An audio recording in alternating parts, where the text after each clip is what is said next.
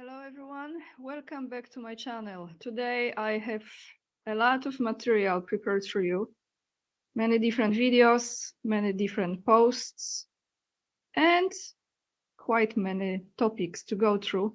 And there is one underlying description that I was looking for that connects all those topics, and that is money. And the second one is fakeness. So what am I talking about? We will start today very briefly with Erika Kirk and how she is asking for more money. Then we will go to, yes, she's asking for more money. You're going to see a video that's it's an interesting one. Then we're going to go to an interview that I have already presented to you with Megyn Kelly and Erika Kirk when she was promoting Charlie's book. That's right. And there was some detail, very important one, that I have missed. So I want to revisit that interview again, just because of those details. This is just another way to show you how people are being played. The actors are on stage and it's full performance. We will also look at the video, which is showing if real Putin would be aging, how would he look like now? Yes, I know many people still think this is the real Putin that you are watching. I will give you my opinion when I play this video. Then we will stay on the topic of Putin and we will look at his face as well, but at the body language during this meeting that he had about 3 days ago, I think, it was Tuesday, so several days ago, with Steve Witkoff and Jared Kushner. We're going to look at Kushner as well, because his presence there definitely speaks, it says a lot. It says a lot. We will look into another video with Putin addressing Trump's Gaza project, what he thinks about it. Not old video, just a few days old. We will look at Netanyahu. And we will look at the topic that I really want to address, that is regarding a comment someone left, that at least there is no AIPAC in Russia. So I will present to you some point of view of mine. I'm sure I'm not the only one. As far as the answer to that, there is no AIPAC in Russia. So without any further ado, let's jump into this video. First, as always, thank you to James, Kati, Daniel, and Lynn. Thank you so much for your donation on PayPal. Very, very much appreciated. So guys, let's start with Erika Kirk. Just because I came across this and I decided to share it with you, this is absolutely not the most important at all topic in the world, but it just presents to you. Follow the money and see through the BS. So look at the fakeness of all of it, how people are being played. If the videos are slightly delayed, that's what happens sometimes, because when I play it from Instagram, that happens if the internet connection is not too good. So let's jump into this video. Someone is going to present to you a letter from Erika Kirk or from Turning Point.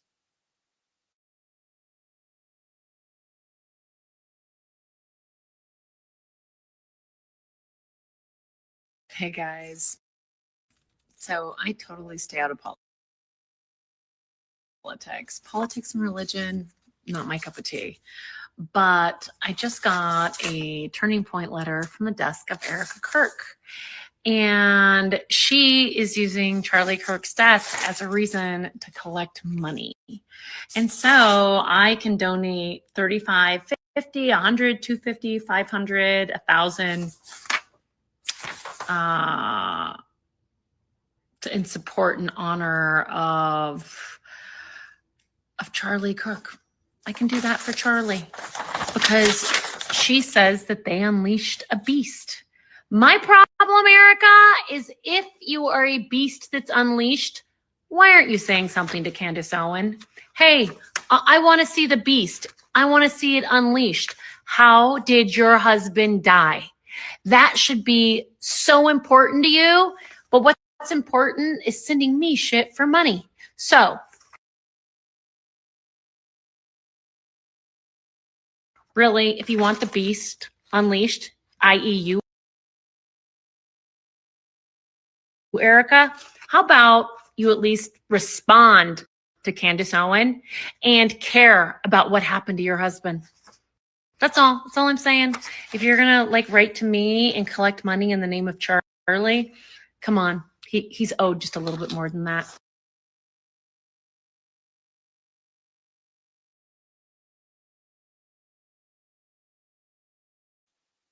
All right, so we've got this clearly, right? Never enough. Shall I say anything else? I don't think so. Let's go to this video. You remember the interview I presented to you with Megyn Kelly and her? And she was talking about the new book. This is the interview. I've missed some part. You don't need to hear the sound, but I will be showing you very important detail. This is just the preview of interview. Let me find it. Sorry, guys. Like I said, I have a lot of material for you. Okay. I know You don't remember like this the angry interview. Okay. Now, why this moment is important. So, like again, I say again, black and white, here we go, Masonic floors. But nevertheless, what you see behind those two women, you see those beautiful flowers, right? I mean, I see it. Do you see it? So, she's talking. There are flowers, and there are no flowers here. You might think, oh, it's just the angle. Is it? Maybe. But if you look right here,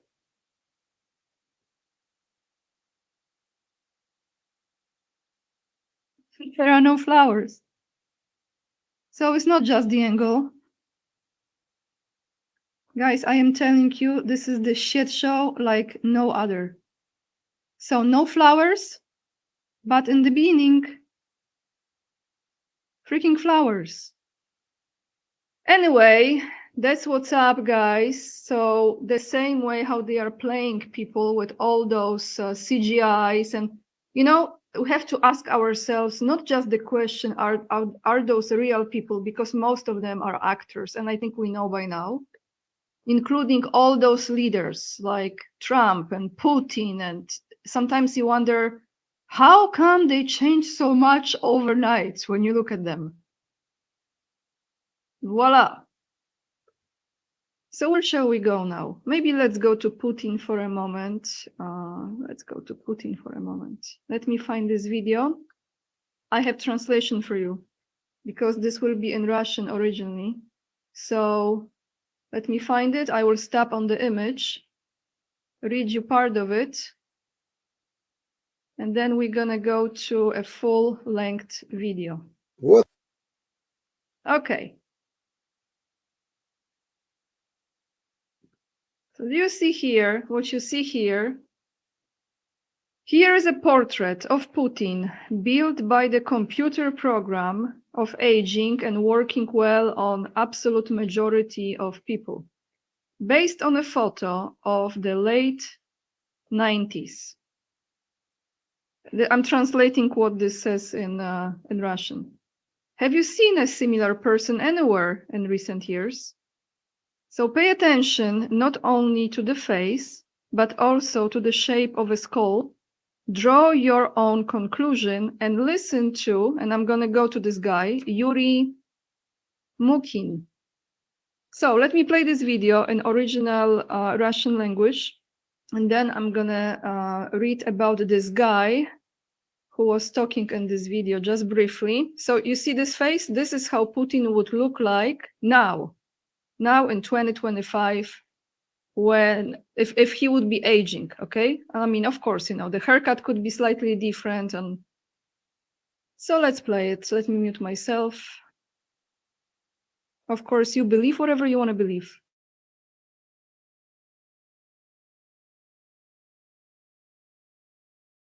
Построенной компьютерной программой старения и хорошо работающей на абсолютном большинстве людей. За основу взято фото конца 90-х годов. Вы где-нибудь видели похожего человека в последние годы? Обратите внимание не только на лицо, но и на форму черепа. Вывод делайте сами. И слушайте Юрия Мухина, профессионала по разгадке политических головоломок.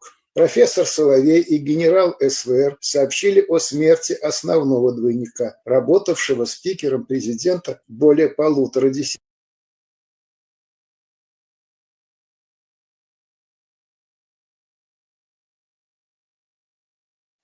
I stop it for a moment just to show you. So the Putin that you see right now, okay, this image right here, this would be, imagine like you have this, from this face of Putin now that you have, if you would take him back to the younger years, right? Because this looks much younger. So you see how different is not just the face by the skull, but the skull as well. So let's continue. So I have to stop and mute myself, otherwise you will have the echo.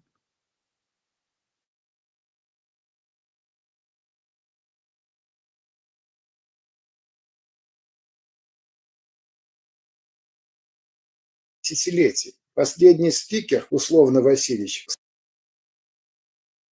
с работой справляется неважно. Обратите внимание, что между голосованием по поправкам Конституции и смертью Навалдая, конечно, предполагаемой, прошло почти 3,5 года. А это, как известно, срок правления Антихриста. Ровно 3,5 года настанут в декабре. Как говорит Соловей, решение о будущем президентстве будет принято в декабре. Вот портрет Путина, построенный компанией.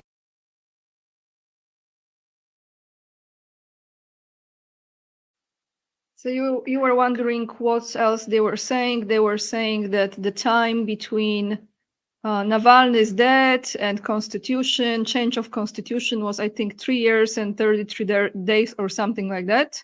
So the satanic numbers, you know, the Freemasonry stuff. But I wanted to see who is this guy that was mentioned in this video. Because, you know, computer is one thing, that's clearly, and I can see there are, at least in my opinion, in the public, for sure 2, if not 3 different versions of Putin circulating around. Okay, we're gonna go there in a moment. But who is this guy? His name is Yuri. Actually, it's right here. So let me find him.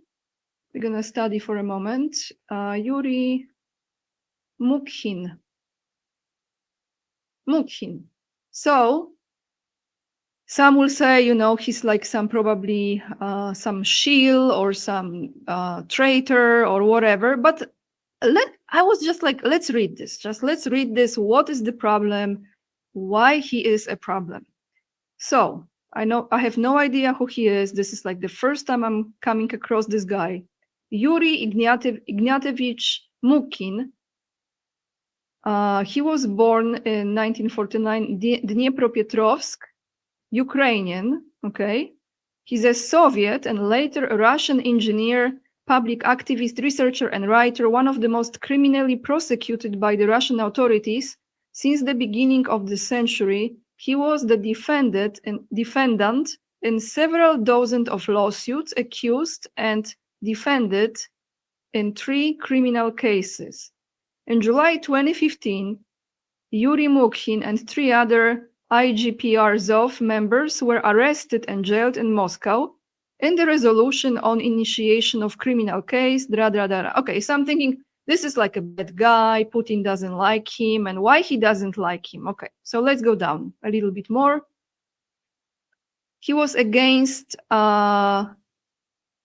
He was holding the referendum to update the constitution of the Russian Federation with the articles on responsibility of the supreme authorities to the people, propaganda of the idea of adoption of the law which allows people of Russia to access the activity of the president and members of the Federal Assembly. But this is not the most important, maybe, because when you really scroll down, what got my attention is this. His views. Let's read his views, everyone. Mukhin claims that Nazism was a response to Zionism, and that Zionists were responsible for the Holocaust. Once again, I would like to remind the readers that the founding fathers, this is quoting him, I guess, the founding fathers of Zionism were fanatics, people not thinking of the future of Jews, but Israelis. Those of the Jews who did not agree with Zionist objectives were seen as worse than non-Jews. They were nothing else than garbage, and their lives were nothing in the eyes of the Zionists. I have no doubts whatsoever that during the course of World War II, the Germans did not exterminate the Jews on their own initiative, but were instigated to do so by the Zionists. So that was the problem also. That was, I think, very big problem, right? Don't you think? I mean, I'm just saying. So now you saw the image. Let me take you to, where shall we go, everyone? Let's go to the meeting. Let's go to the meeting. Let's go to the meeting between Putin, Witkoff, and Kushner that just took place a few days ago. And I will give you my few cents, what I think about it. I'm going to mute this because probably you've heard already what they were talking about. I think that lasted for like 5 hours. That's what Putin said. So, one moment. Here we go. Okay, so let's just look at this table. Kushner here, Witkoff here, Putin here. The body language. Look at Kushner. To me, he literally, to me, he looks like he's a different creature. Putin. This is Putin's face now. Okay. Yeah, you might say definitely this is the same. Okay. Yeah, I whatever you choose to believe, you believe. Incredibly joyful, right? Like every time he meets with Trump, like in Alaska, and at that time I didn't know as much as I know now, so I have completely different opinion about what's going on.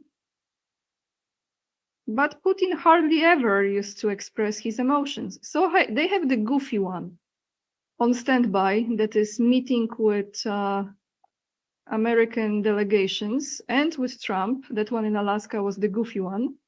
And they have more serious one in different situations. Interesting, right? Very interesting. So why you think Kushner was there, right? Why you think Kushner was there? Well, because it's all about money, everyone. It's all about money. It's all about deals. And I said it before and I say it again. Of course, ultimately, it's all about the new great Israel and Khazaria 2.0 without a shadow of a doubt.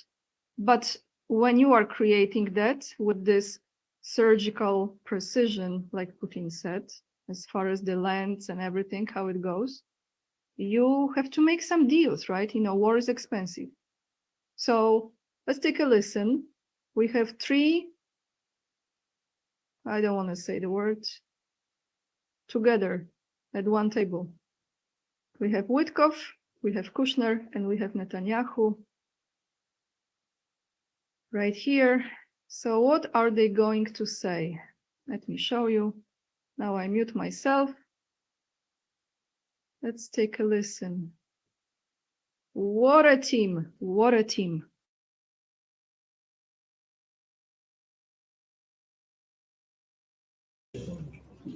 Momentous development in the last 2 years. We fought during these 2 years to achieve our war aims.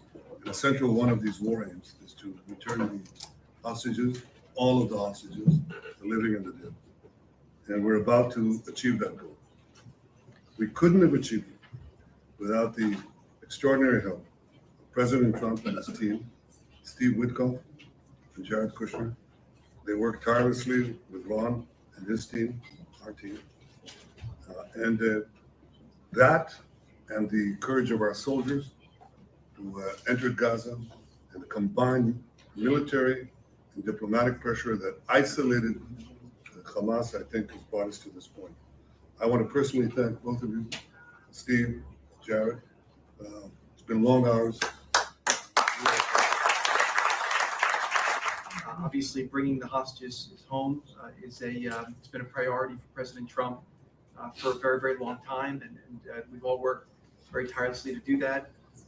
But I really want to say that this all would not have been possible without the bravery of the IDF and the soldiers, what they've accomplished, not just in Gaza, but also what they've done in the theater over the last couple of years to eliminate Hezbollah in the north and really degrade them. What you were able to do in Iran, it really helped set a big tone. But particularly seeing the way that your citizen army, I know a lot of you, probably all of you, have family, friends who were in this effort, really put your sacrifices on the line to fight for your country and to try to make a difference. I think that made a very, very big difference in there. And I want to just give a very, very special thanks to Prime Minister Netanyahu, who really did an incredible job with this and did a great job with the negotiations. You held your lines firm. And I think that between you and President Trump, you had a lot of alignment on what the end state should be. The hard job was the Prime Minister's. He had the job of protecting this country. He had the job of making tough choices with regard to how tough to be with Hamas, when to be flexible, when not to be flexible. I think to myself all the time, I lost sleep over it. What would I have done in some of those circumstances? There were times that I thought we should be more flexible, or your country should be more flexible. But the truth is, as I look back, I don't think we get to this place without Prime Minister Netanyahu playing it out.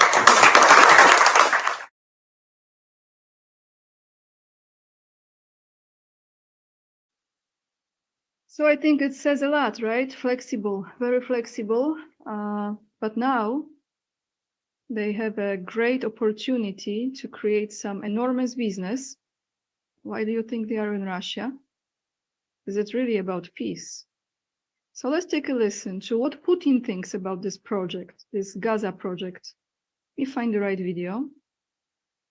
Again, thank you for your patience today. Like you see, I have a lot of videos prepared.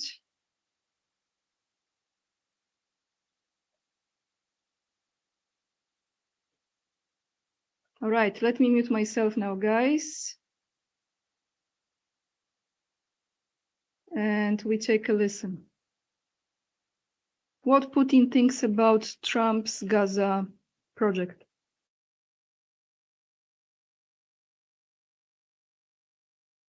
Please. Professor Marandi from Iran.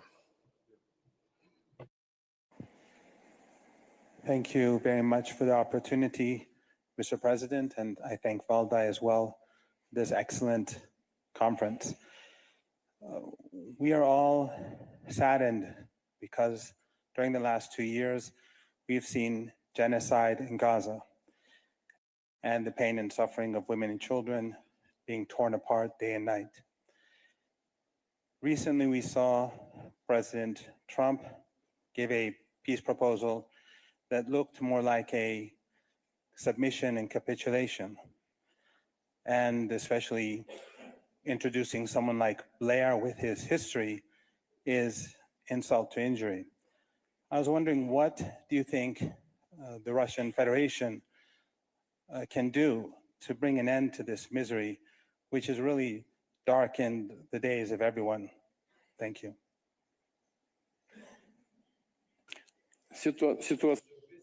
The situation in Gaza, it's truly horrific event in the modern history of humanity.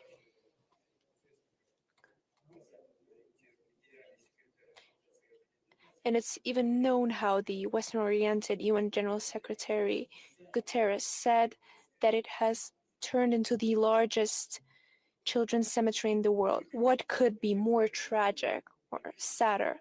As for the President Trump's proposal on Gaza, you see, perhaps it would be surprising, but Russia is ready to support it. Of course,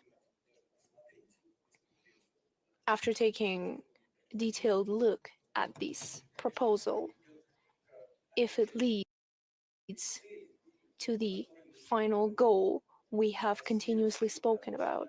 Russia has continuously, since 1948 and then 1974, when the subsequent resolution of the UN Security Council was introduced, advocated for the creation of two states, of Israel and Palestine. That is the key to the final resolution of the Israeli-Palestinian conflict. And it's true, I haven't taken a close look at this proposal just yet, but I believe it is proposed to create an international body that would govern for a certain time over Palestine or the Gaza band. And Mr. Blair should be at the head of it. He's quite known to be a peacekeeper. I personally know him. I've visited his home. I've slept over there. We drank coffee in pajamas in the morning together. Was the coffee good? Yes, quite decent. You see, he has his own opinions, but he's an experienced politician. And overall, if you direct his action in the peaceful track, his experience, his knowledge, he could play a positive role. Of course, there are certain questions. How long this international administration would be in power? And then how and who will transfer this power? Okay, before I continue with this, because if you're not hearing what I'm hearing, then I don't know, because you can always interpret, oh, Putin is good, like he cares about children. All right. Okay, I'm not saying he doesn't, but since when Tony Blair stands for peace, and since when it's a good thing that Tony Blair will be the head of this team involved in this Gaza project? Well, we're talking about the artificial intelligence project. We're talking about money, and we're talking about investments. That's what we are talking about. At the end of the day, they are all in this together. And I want to show you this from a different angle, because I understand that you are approaching a lot of events probably from a different side. That everything he does, I'm talking Putin, is great. And everything that the West does is horrific. But they are playing the parts. They are literally playing the same game, black and white, good and bad. He just said it. He called Tony Blair he said Tony Blair is known as a peacekeeper. Are you kidding me? I mean, you know what, sometimes I wish I didn't really hear all those things, but I do. So let's continue.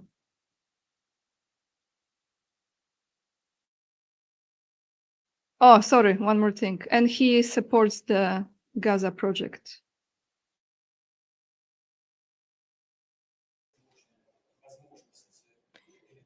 There is a mention of transfer of power to the Palestinian administration. In my opinion, everything should be handed over to President Abbas and the current administration of Palestine. Perhaps it could be an issue trying to solve security concerns, but as far as I understand from the colleagues who spoke to me about it today, there is a possibility of transfer of control over the Gaza band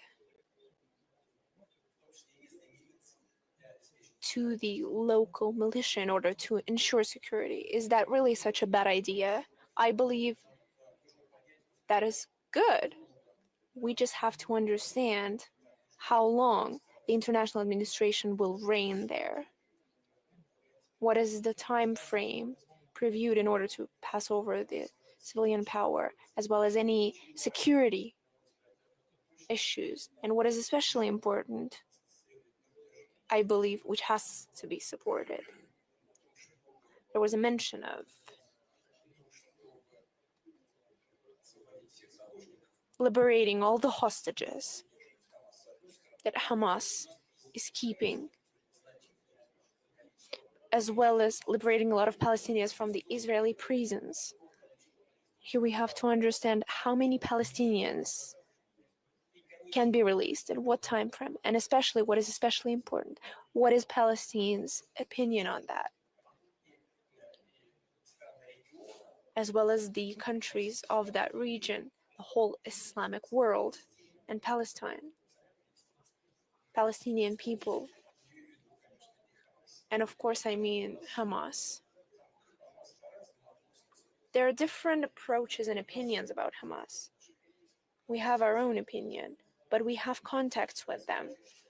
And it's important for us that Hamas support that idea as well. And the Palestinian administration has to support that as well. These are all the matters that require substantive, detailed research and work. Overall, if we manage to make it happen, this will be a significant step forward towards resolving this conflict. But in our opinion, I would like to reiterate, any substantive decision can be made with the creation of Palestinian state. And Israel's approach is also very important. We're not aware of it yet. What's their take on it? I'm not aware of any public statements, but it's not just about their public statements, but at the core, what is Israel's take on it? Will they be ready to comply with what's been proposed by the US president? There are a lot of matters to take into account, but overall, if all the things that I've mentioned can happen, it will be a breakthrough that could be quite positive.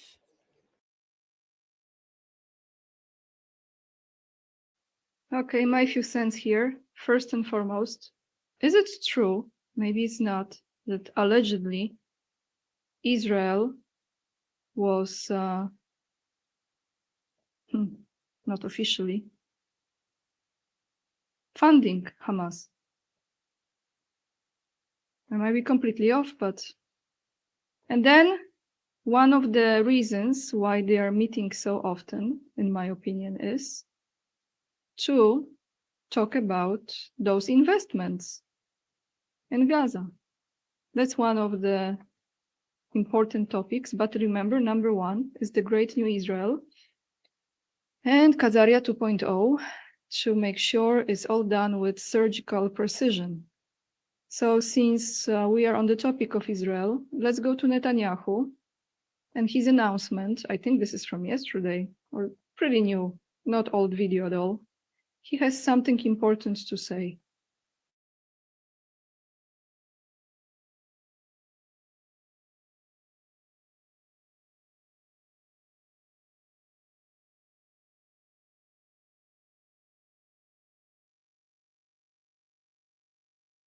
A much greater revolution coming.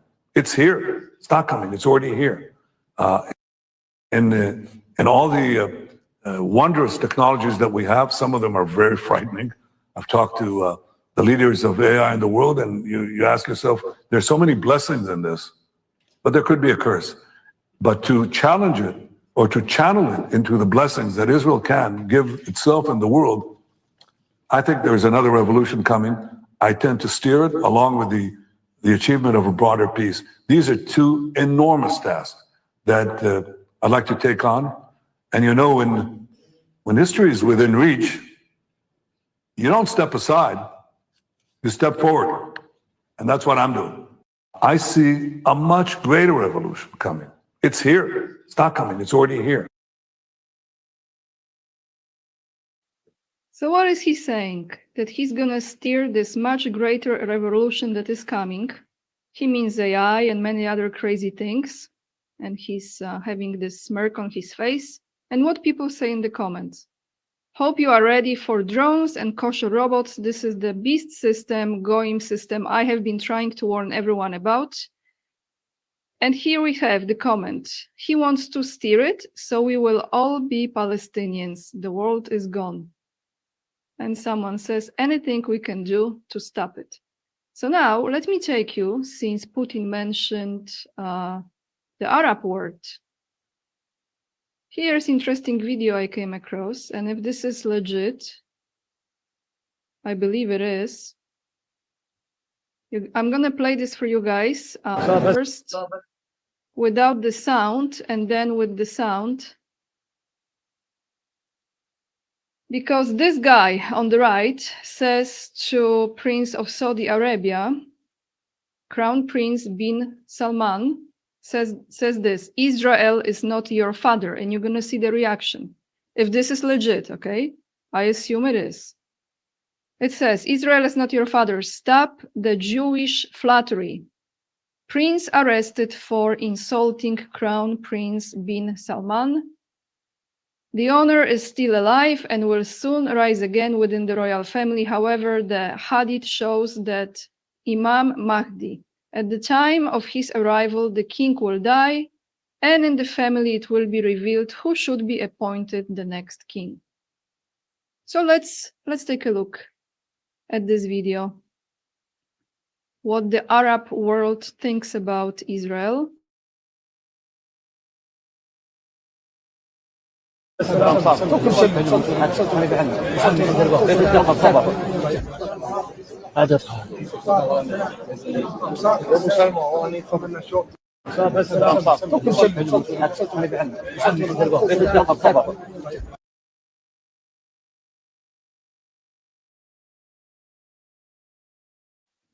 To those viewers who understand Arabic, please let me know, because, you know, you never know if this is legit or not.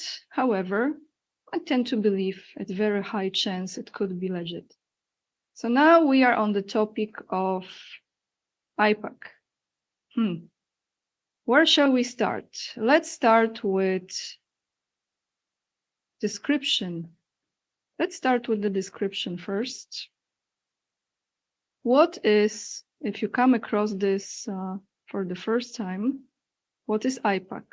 Because I didn't know about this. Just like 2 years ago, I didn't know exactly what's going on as far as this. So AIPAC is American Israel Public Affairs Committee. That's what it stands for. American Israel Public Affairs Committee. So this is in regards to, thank God there is no AIPAC in Russia. No, clearly you cannot have AIPAC because it's American Israel Public Affairs Committee. If it would be in Russia, it would be RIPAC, okay? But it's AIPAC.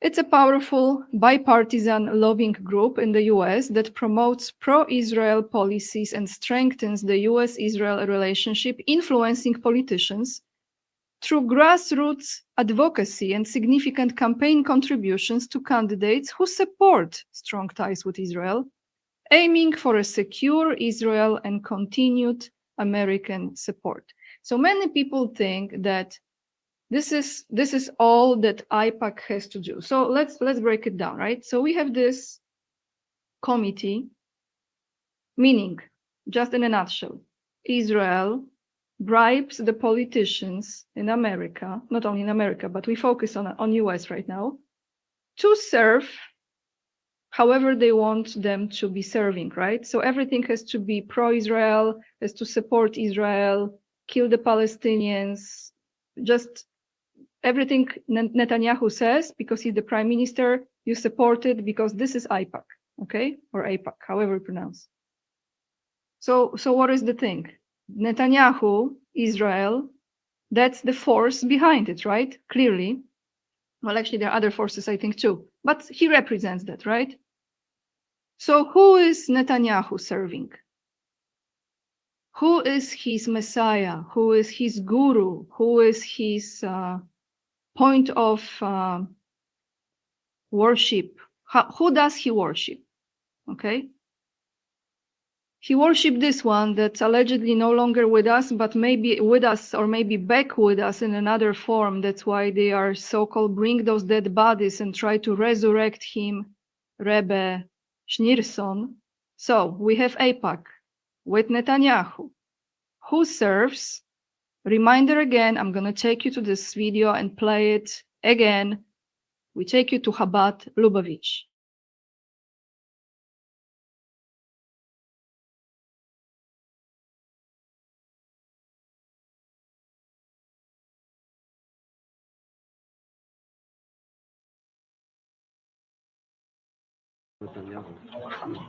ברכה בבעיה. שמעבד מצד לך מזיזם. וברכה בהצלחה. תפלאי ובתשיר. באתי לבקש את זה. בכל העניינים.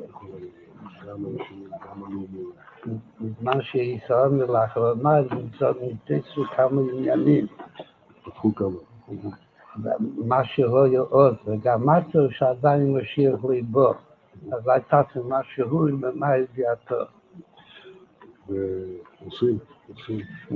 הכנראה שהיא מספיק, כאילו שהיום כבר כמה שוד בגיל עדיין ליבו, אבל יש עוד כמה שעות, אבל יש להשתדל גם היום, בבשורות טובות. זה שמחה וטוב לראות. כדי שחסידים מקפידים שכל עניינים יהיו שמחה.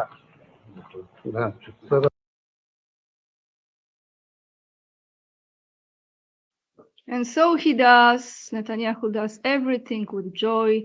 He prints meat with joy. He's steering the new revolution with joy. Everything with joy. So, again, AIPAC, above Israel, read Netanyahu.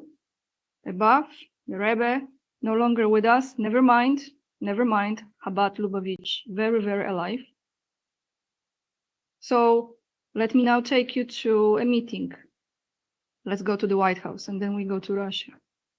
Is it so hard to really see the big picture that even if you don't have this organization there in a form of AIPAC, you have different influence that is actually above AIPAC? Let's go to the White House just for a moment.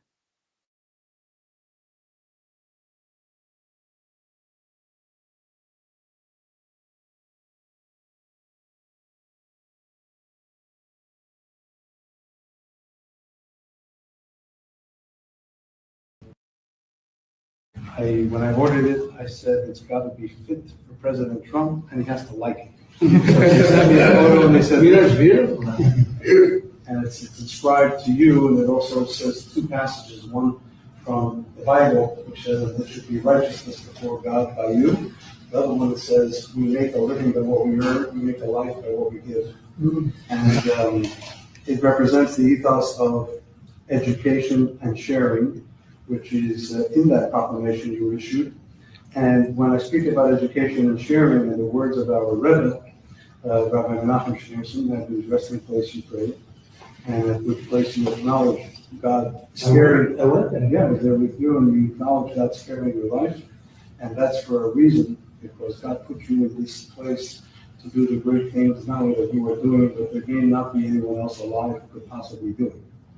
And that's why each of us has to know our mission. But when we talk about education and sharing, I remember the last when I ordered. And there you have an encounter with Chabad and Trump. So I said it's got to be fit. Sorry, guys. Let's read the comments here from people. What do they say? Well, the description of this post is Trump's body language at Chabad meeting. I came across a video of Chabad meeting with Donald Trump. Notice his body language. You rarely see him so modest and almost shy. And someone says the Austrian knew what they were. And someone says we very need Austrian again. Okay, so you say, well, Anya, this is just United States. And I keep on repeating this. Let me just close this. I keep on repeating this over and over again. They are pretty much everywhere except Cuba and North Korea, okay? And maybe some parts of the jungle, probably, because you can't make too much money there to the certain moment, and then you can. So where shall I take you now? I will take you now to... Let's go backward a little. I will take you now to Russia. You just find it. So guys, first we're going to read this, then I'm going to show you pictures, and then I'm going to show you a video. The rabbi that is designated for Russia, they even call him Putin's private rabbi. because they have very close relationship, Putin and Rabbi Lazar. I repeat again, many of you still don't process this. His name is Rabbi Berel Lazar, who appeared there, I think, shortly before or almost at the same time when Putin was elected for the first time as a president. So perfect timing, make no mistake. They plan ahead at least 100 years, couple of 100 years ahead. And I wanted to know his relationship with Netanyahu, right? Because, you know, at the end of the day, he is the rabbi of Chabad Lubavitch. So when you saw that video with Netanyahu and Rebbe, that older rabbi who's no longer present, the Messiah, who they are trying to resurrect, some believe that his spirit went into Trump. I'm saying, like, some people think like this, like, you know, crazy, not crazy, who knows? But this is the same Chabad, okay? So we have this rabbi who is sent from the same Chabad to Russia. So what is the relationship with Benjamin Netanyahu? And it says, Rabbi Berel Lazar, Russia's chief rabbi, has maintained close ties with Israeli Prime Minister Benjamin Netanyahu, often facilitating meetings with Russian President Putin and fostering stronger Israel-Russia relations, highlighting shared goals like combating terrorism and strengthening Jewish communities, with Lazar often acting as a bridge between Russian Jewry, Moscow, and Jerusalem. Guys, come in. The relationship underscores the deep cultural and political connections Lazar helped cultivate, seeing improved ties between the nations as a vital for global Jews' life. You almost think maybe Putin is Jewish, right? Anyway, so let's look into pictures, some pictures here. So here you have Netanyahu and Russian rabbi. Here we go. Here we go. Putin, Netanyahu. Well, the new version, I don't know, version 2, 3, or 4, or 5, God knows how many. And here you've seen this so many times. I've showed you. I think this was still the real one. Could be, but who knows? Here is the Rebbe. But this is the very happy, everybody. Something to tell you.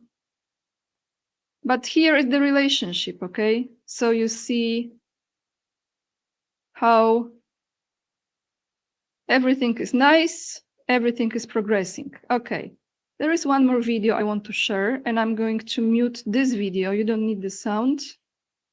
Here is Benjamin Netanyahu receiving a gift from Russia's chief rabbi. I don't know where is the volume here. So, okay, one moment. Here we go. So here is Rabbi of Russia, Lazar, Netanyahu and his wife, Sarah, and Russian rabbi brought a gift from Russia. Very nice. Mazel tov. Mazel tov. Absolutely. Absolutely. Absolutely. So now let me take you to the first meeting. I think, no, I'm not sure if it was, of course it wasn't first, but you know, those first meetings often happen not in public, but you know, somewhere else. You never see them, you never hear of them, you know. But it's a recorded meeting when there was an original Putin meeting this rabbi many years ago. And it's in Russian, but I have used the translator here, so I will be reading this to you later. But let me play. This is a very short clip. Let me find it, guys.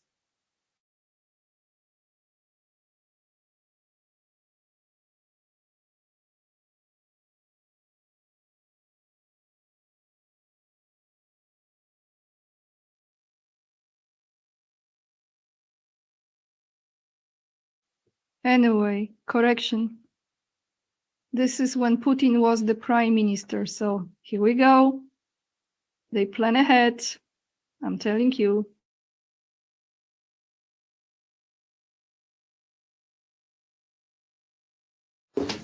О сохранении памяти погибших от рук фашистов и недопустимости искажения истории говорили сегодня премьер Владимир Путин и главный раввин России Бер-Лазар. Встреча прошла в преддверии Международного дня памяти жертв Холокоста.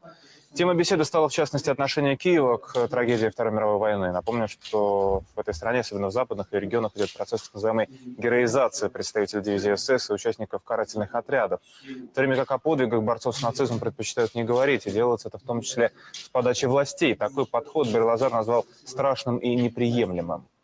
Для нас, евреев, то, что сделала советская армия и Красная армия во время Второй мировой, это никогда мы не забудем. И музей тоже будем это очень четко подчеркнуть и рассказать реальность, то, что было. Очень внимательно смотрю за тем, что происходит в мире, особенно по поводу проблем, связанных с возвращением истории, с отрицанием, скажем, Холокоста и так далее. И хочу отметить, что касается сохранения памяти о жертвах нацизма, а все, что касается сохранения информации о реалиях трагических событий Второй мировой войны, еврейские организации всегда выступают нашими последовательными союзниками.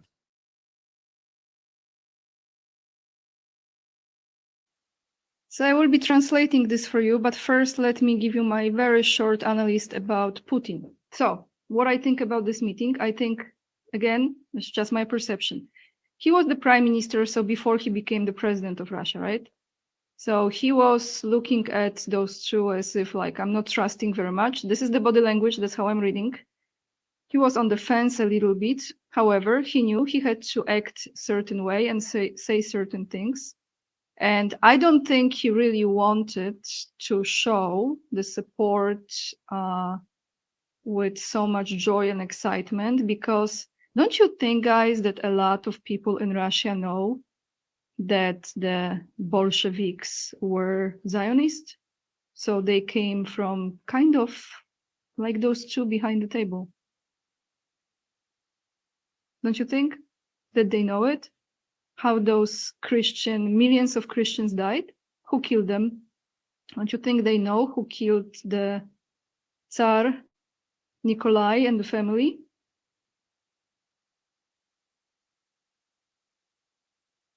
What did they say? Let me read you. Today, Prime Minister Vladimir Putin and Russia's top official Ber-Lazar discussed preserving the memory of those who died at the hands of the Nazis and the inadmissibility of distorting history. The meeting took place on the eve of International Holocaust Remembrance Day. The topic of conversation was, in particular, Kiev's attitude toward tragedy. Let's see, I have more here. The tragedy of World War II. Let me remind you that in this country, especially in the Western regions, this is what the rabbi was saying, I think, there is a process of so-called glorification of members of the SS division and participants in the death squads. Meanwhile, they prefer not to talk about the exploits of those who fought against Nazism. And this is done in part at the instigation of the authorities. Lazar called this approach terrifying and unacceptable for us Jews. This is the rabbi speaking still. The Russians, the Soviet army, and the Red Army during World War II, we will never forget, and we will also very clearly emphasize this and tell the truth about what happened. I watched it very closely. Now, what Putin said. Putin says this: I follow very closely what's happening in the world, especially regarding the issues related to the return of history, the denial of, say, the Holocaust, and so on. And I'd like to note, this is Putin talking, that regarding preserving the memory of the victims of Nazism and regarding preserving information about the realities of the tragic events of World War II, Jewish organizations have always been our consistent allies. So, how does this make sense, right? Just think about it. When you have the same Chabad, Lubavitch, visiting Zelensky, who is a Nazi, having those meetings, menorah, Hanukkah, whatever, Jewish Ukrainian president. So can you explain this to me? And if someone says, but there is no AIPAC in Russia, yeah, there is no such an organization in Russia, but the movement that stands behind Israel and behind Netanyahu, above them actually, who has absolutely perfect map of New Great Israel and Khazaria 2.0, is the same movement. They are meeting at the table with Zelensky, they are meeting at the table with Trump, and they are meeting at the table with Putin. And of course, Netanyahu, that's obvious. That's, you know. You haven't seen them meeting yet with Xi Jinping because, you know, it doesn't mean they are not there. I told you they are there, 9 centers in China. So please, let's just see through this BS illusion what's really going on. So now you might ask yourself a question. So why Putin is doing this? Is he Jewish? But no, cannot be Jewish. He's Christian. Absolutely. Maybe in another video we're gonna dive into that.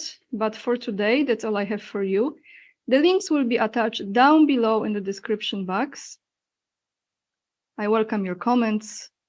And if you appreciate the content, make sure to hit the thumbs up, subscribe. And if you choose to support my work, you can donate on PayPal, become my Patreon supporter, it means a lot to me. You can join locals as well and support me there. And if you have Instagram, make sure to follow me on Instagram, guys. Let me see, I just wanted to show you. Oh, I have one more video. I'm so sorry, I forgot. I forgot about Keir Starmer confirming that he is Jewish as well. How could I forget this video? Let me take you to this video and then I show you my Instagram. So here is everyone from the UK. If you don't know yet, besides that he's gay and pedophile, he's also Jewish. Keir Starmer, everyone.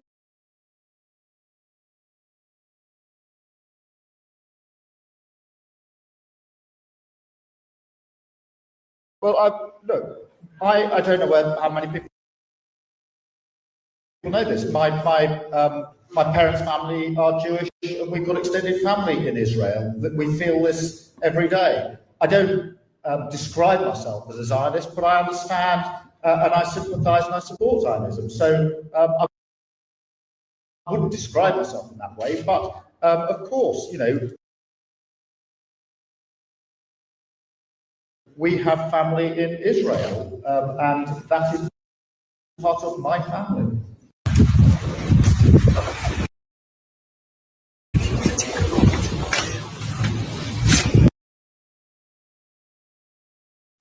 That's right, everyone. So Mazel Tov again. And, you know, I'm not even mentioning other leaders. And of course, in Poland, listen, here we have constantly Jewish, but claiming to be Polish politicians. All right.